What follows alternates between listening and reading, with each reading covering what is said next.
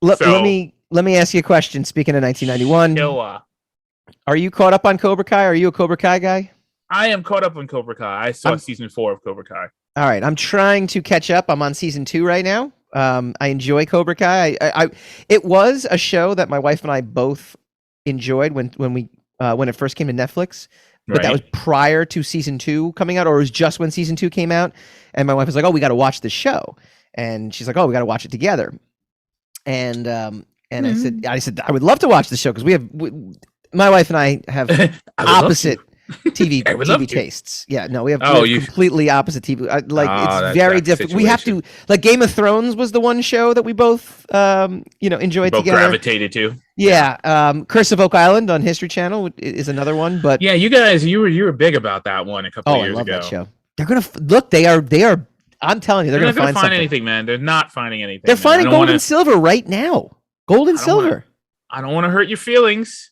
in the We're water. friends, but it's like Ghost Hunters, man. It's the same. It's No, the same but you know, format. like they're actually finding, like whether or not they're finding gold and silver, they are finding a lot of stuff that's like dated to like the 1600s and the 1500s, things like that. So it's cool. But anyway, Okay. Cobra Kai Okay. was supposed to be our show. We watched the first season, we loved it. She hated the season finale of season 1 though, just because she was very upset of the transformation. Season finales. Wait do you see the season finale of season 2? That's I know, I'm very excited. very strong. But she didn't like the dark turn. The lead Cobra Kai. You should tell her to stop watching. No, she has. She's like, I don't want to watch it anymore. She's done. So She's then I have done been watching. lingering. I've been lingering to not watch it because I'm like, well, I kind of want to see season 2, but then I've now She doesn't given up like hope that the she's going to come Miguel- around and want to see it. Miguel is turned dark. He's going. Yeah, to she the didn't dark like the side. Miguel. Yeah, she did not like Miguel turning dark at the Hey, end no of season 1. spoiler, no spoiler, but you might want to get her back onto the show. She might have different. So I'm about feelings. 5 That's it. episodes into season 2 right now, and yes, I think she would enjoy it. But Yeah, she might recover. Now, see, here's the thing. Like, obviously, you don't look at my Facebook, right? Because I made a comment about No, I did see your Facebook. Cobra Yes. Kai, Yeah. right? Mhm. And that's season 4. Like, here's the thing. It's a phenomenon. I think Cobra Kai is a phenomenon because It is. it is full of absolute schlock, soap opera-ish twists and turns and divisive divisive measures to get from one side of the show to the other, right? Yep. It is unabashedly melodramatic and sappy and saccharine, but it is loved probably because of those things, not in spite of those things.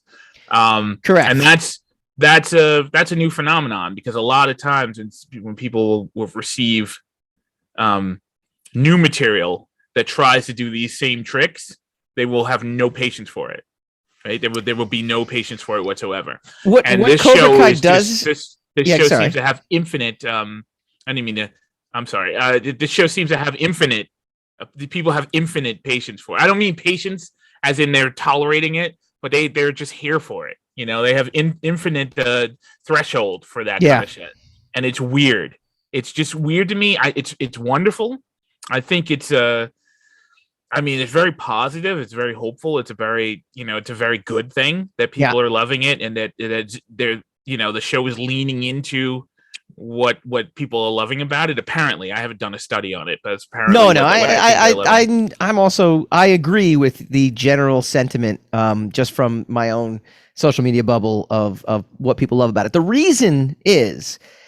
And the reason this show has built up such equity, as you have eloquently put, I like that term, by the way, built up equity. I like that one. That's like you liking my term of bandwidth. Bandwidth was a good term that we bandwidth. Yes, bandwidth is a good term. It's not as good as rigmarole. No, but I have taken the coining cake prize. I'm writing trophy rigmarole with that down one right now because I don't want to forget that.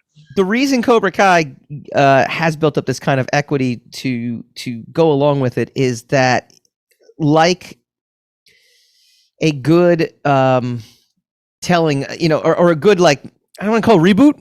It's not really a reboot. It's a continuation. It's a sequel. It does all the things. I mean, just from the very first episode, telling the story from Johnny's point of view, flips everything, and you go, okay, I'm in. Like just that right off the bat, you sit there and go, oh yeah, I guess from his point of view, our point of view, he was a typical 80s, like a-hole villain. And from it, but now you see this other side where he's like, I don't know, I was just having an argument with my girlfriend. This guy pours water on my face, kicks sand in my face. Like, what do you expect me to do? And then I try to tell him not to do it, but then he fights me, and what am I going to do? I got to fight back, and then blah, blah, blah. And it's like, well, and he did this, so I had to get him back. And you're like, oh, yeah, like, that's, yeah. There was a point when I was a little upset with season 1 of Cobra Kai, just because I thought, because the Karate Kid, first of all, the entire Karate Kid is a phenomenon in and of itself. Because the Karate Kid, I remember when I was a kid and they were advertising the Karate Kid on television, they told you how it ended in the trailer.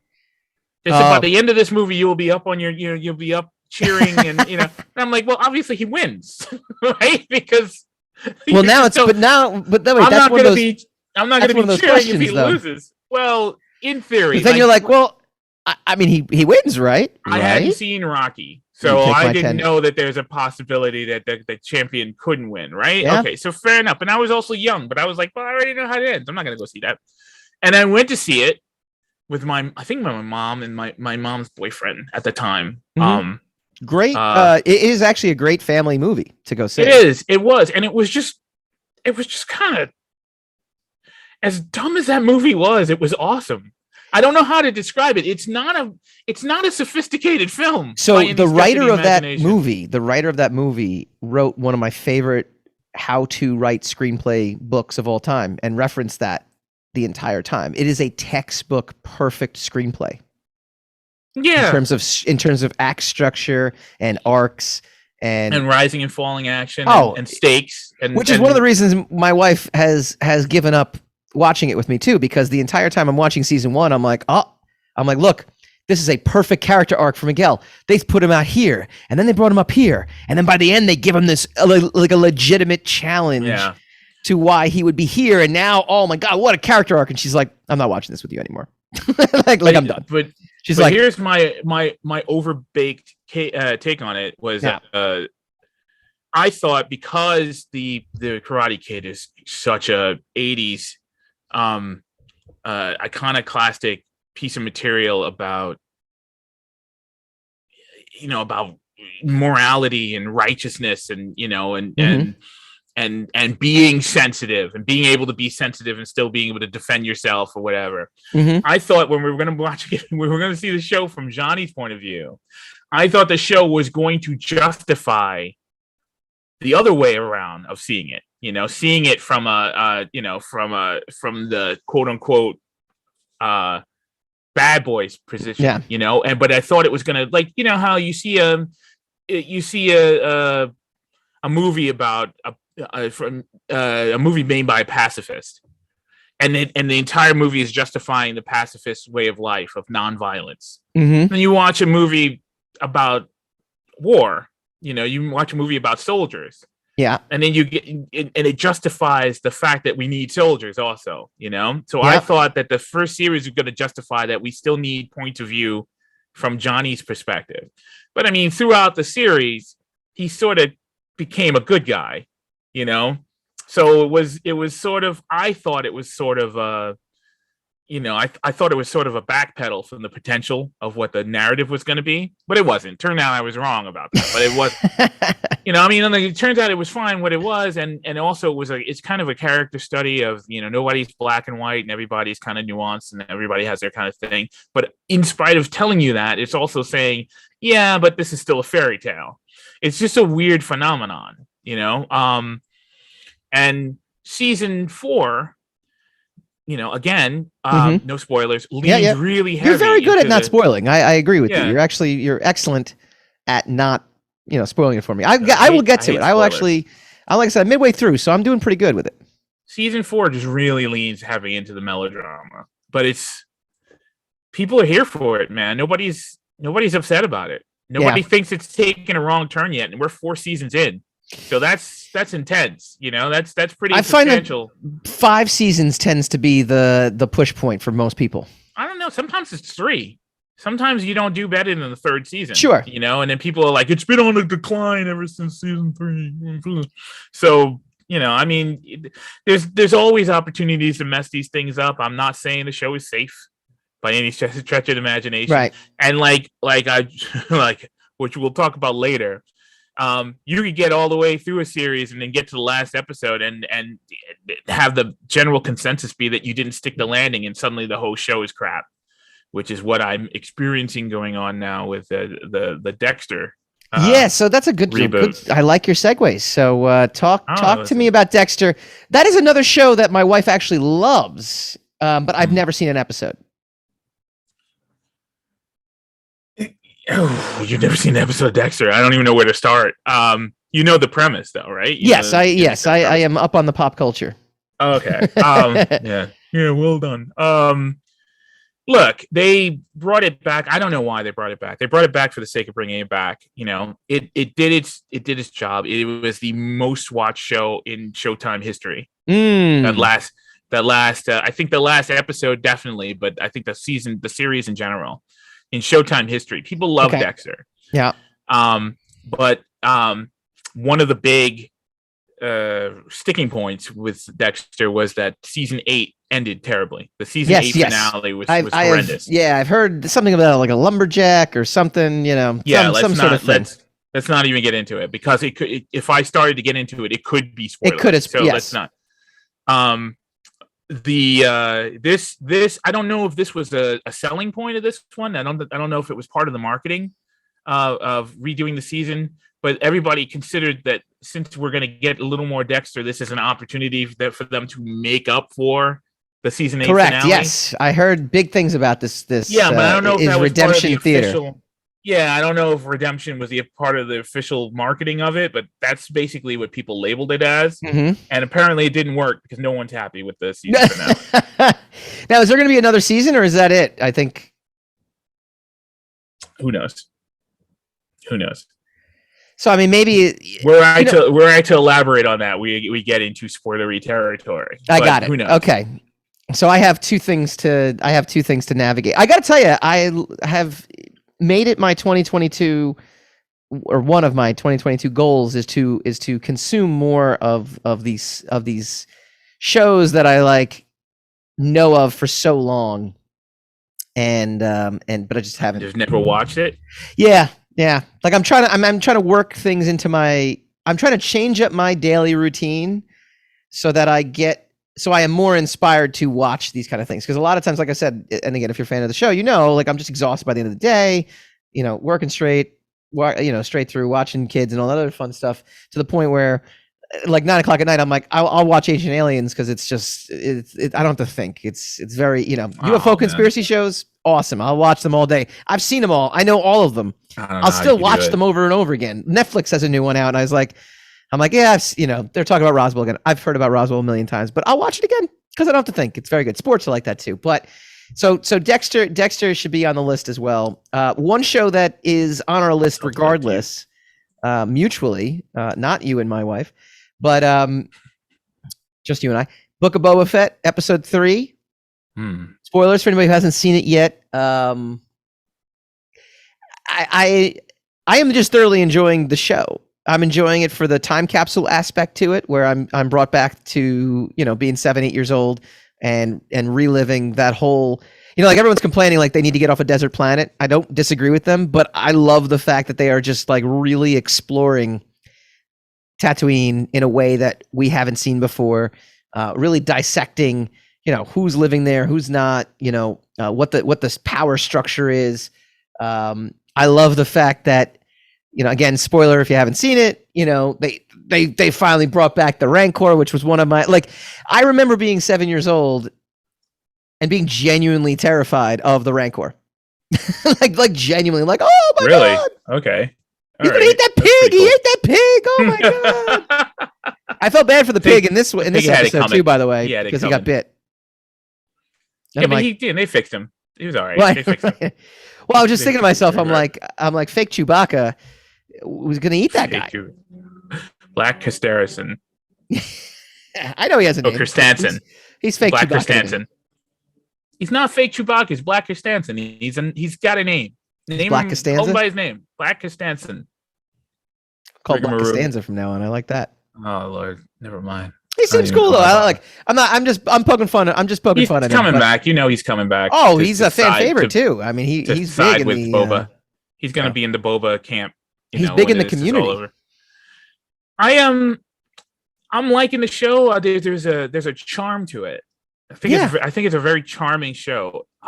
Some of the stuff I'm having trouble with, because kind of Boba's kind of just going from scene to scene. Yeah, you know, he's not taking action. Like he's not. Yeah, like it's right. I think it's very difficult. I think he keeps taking the helmet off too.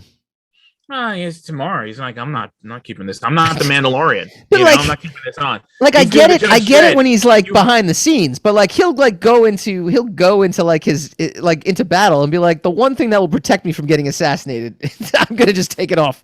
Boba doesn't care. Boba doesn't give a damn. He's an incompetent warlord, I got to tell you. I do think that he needs a security system because Black Stanson just came into his very shocking. Bay I like that tool of us thinking, oh, we're gonna go into another episode long flashback, and it wasn't. The guy the Wookiee was like, all right, enough of that, enough flashbacks. Yeah, out. You know, there are things about it that kind of it's very subdued. I think I would say, like it doesn't. I don't know if it lacks intensity.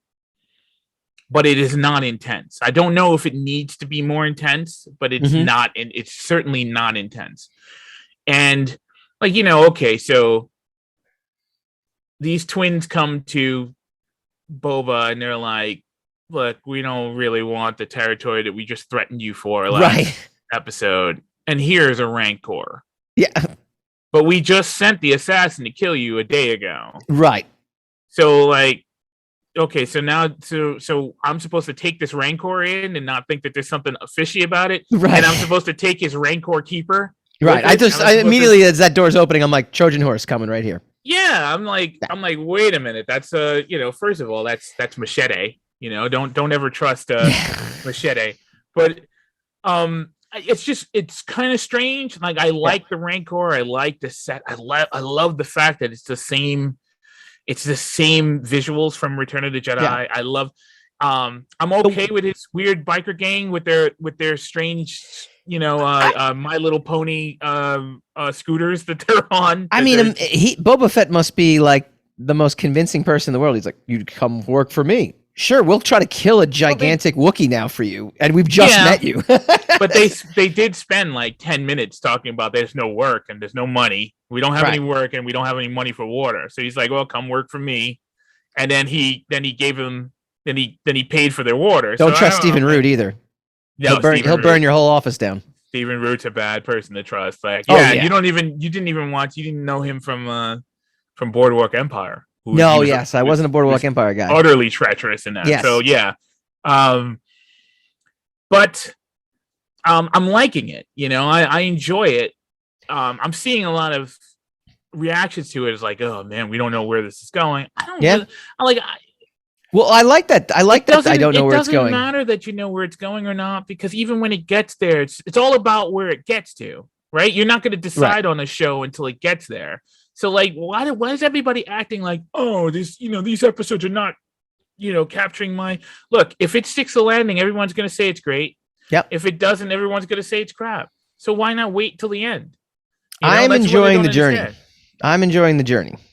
I enjoy content. I enjoy seeing content. I do have an issue.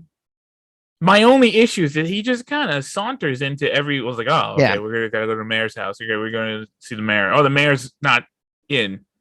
It's like, oh, okay. I'm gonna go press this button. It's like weird. That's not. He just keeps showing up at places. I agree. Like he just keeps showing up, and then it's you're sitting there going Jabba didn't go as many places as Jabba never left. People came to Jabba. It was a whole different thing. And then he's taking his mask off, his helmet off. Yeah, I have little nitpicky things, but overall, well, the helmet. The problem with the helmet is because of Mando, right? Because he never took his helmet off, so everybody's kind of used to like seeing a character emote through that T visor. Yeah. But Boba's like, I'm not a Mandalorian. F you. I can take your helmet off. I can do whatever I want. I know why he does it. I just feel like he does it in the wrong places where you're sitting there going, if you're gonna like, aren't you opening yourself up to assassination? Yeah, but he's being a tough guy though. You can't be a tough guy through a helmet. I guess you got to take the helmet off to be a tough guy. I don't know. I have no idea. I enjoyed it. I'm liking it so far. I don't know what this means, but it's the name of the segment, so we're gonna do this. Go Rogue or go home. Book of Boba Fett so far. I'm gonna go Rogue. Right. I'm not going home. Go Rogue is just cool. Like, it's cool. Like, I think we're gonna define what that means, and that's yeah. What You got it. Next time let's work. I said I don't know what it means. I prefaced it by saying I'm not actually giving you. Let's go through that in the production meeting now. Like, don't say that to me like on the air. Like, no, I think it's great. I think we could every week we could come up with a different see, that's confusing to me. That confuses me. Do not try to confuse me. Cobra Kai, season 4. Go Rogue or go. Oh no, Cobra Kai in general, because we haven't gotten to season 4 yet. Cobra Kai. Yeah, you haven't gotten. I've been to season 4 and back. Damn it. The definition Cobra of Kai "we" is still correct in that statement. This season, your wife's not on the show. Cobra Kai. And go she Rogue quit. or go home. She already quit on the show, so there's no we. It's only you. No, I'm getting there. I'm midway through season 2. I say go Rogue. And Dexter, New Blood. I enjoyed Dexter, New Blood. I say go Rogue, but all right. Look, I'm not the masses, so apparently they've spoken on it. Who knows? I like it. All right. Let us know what you think. Go Rogue or go home on the 3 items of content that we discussed. When we come back, we'll do a Rogue file. It's unfortunately a sad Rogue file for a comedian who apparently impacted a lot more people than we might have suspected. But we'll give you our take on the passing of Bob Saget next.